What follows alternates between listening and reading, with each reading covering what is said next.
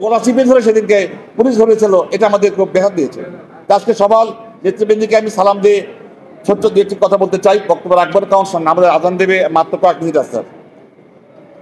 যারা বিএনপি নিয়ে খেলা করতে চান, যারা বিএনপি নিয়ে পরিকল্পনা করছেন ধ্বংস করার জন্যে, যারা বিএনপি নিয়ে ধ্বংসের পথ খুঁজছেন, যারা বিএনপি ক্ষমতায় আসার জন্য বাধা সৃষ্টি করছেন, তাদেরকে বলতে চাই, কান পেতে শোনো।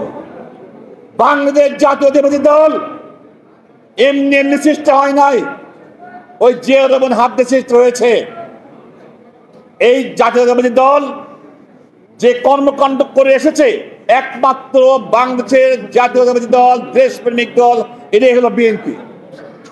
এই দেশের একমাত্র পরিবার জিয়া পরিবার, যে জিয়া পরিবার বাংলাদেশের বিভিন্ন সময়ে বিপদগ্রস্ত অবস্থায় ধ্বংসস্তূপ থেকে উঠে নিয়ে এসে উঠে আনার যে চেষ্টা করছে, সেটাও বিএনপি, সেটাও জিয়া পরিবার।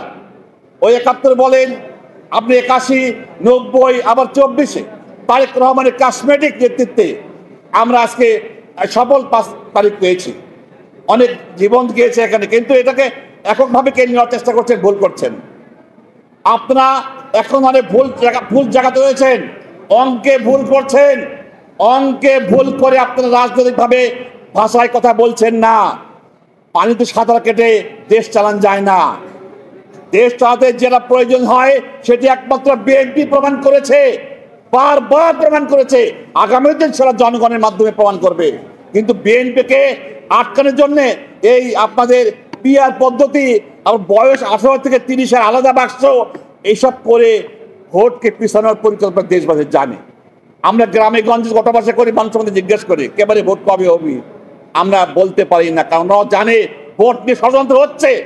তাই আমরা আজকে বিএনপি এখনো ঘরে ফিরে যায় নাই। বিএনপি একটা সাগরের মতো দল, পাহাড়ের মতো দাঁড়িয়ে আছে তারেক রহমানের নেতৃত্বে। এই দলকে সহজেই ধাক্কা দেওয়া যাবে না। যারা ধাক্কা দেওয়ার চেষ্টা করছেন তাদের বয়সে চিন্তা করেন, আর আমাদের নেতাদের বয়সে চিন্তা করেন। বিএনপি নিয়ে ঘাটেন, ইতিহাস দেখেন, তারপরে বিএনপি নিয়ে আপনারা ষড়যন্ত্র করেন। এখনই না। সারা দেশে আপনাদের 2 লাখ 5 লাখ ভোট আছে কিনা সন্দেহ, জোট করে করে বড় বড় কথা বলছেন। 2-4টা বড় মিটিং করেই সারা বাংলাদেশের ক্ষমতা আসা যায় না। এত অঙ্কে কাঁচা হলে চলবে না। 300 সিট পেয়ে গেছেন অনেকে, 151 সিট হিসাব করছেন।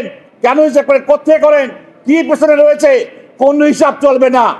আগামীতে তারেক সাহেবের সঙ্গে যে ওয়াদা ইউনূস সাহেব করেছেন, সম্মান জেনে জানাতে চাই, সেই হাতে হাত রেখে যে কথা বলেছেন আগামী ফেব্রুয়ারির প্রথমার্ধে ভোট হবে, আমরা বিশ্বাস করতে চাই। যদি এর ব্যত্যয় ঘটে, তারেক রহমানের নেতৃত্বে, এই বিএনপির নেতৃত্বে এমন কিছু না হোক যাতে আপনাদের সম্মানে আঘাত ঘটে, এটা আমরা দেখতে চাই না। দেশের মানুষ ভোট দেখতে চায়, অনতি বিলম্বে ভোট দেখতে চায়। এই আশাবাদ কামনা করে বক্তব্য শেষ করছি।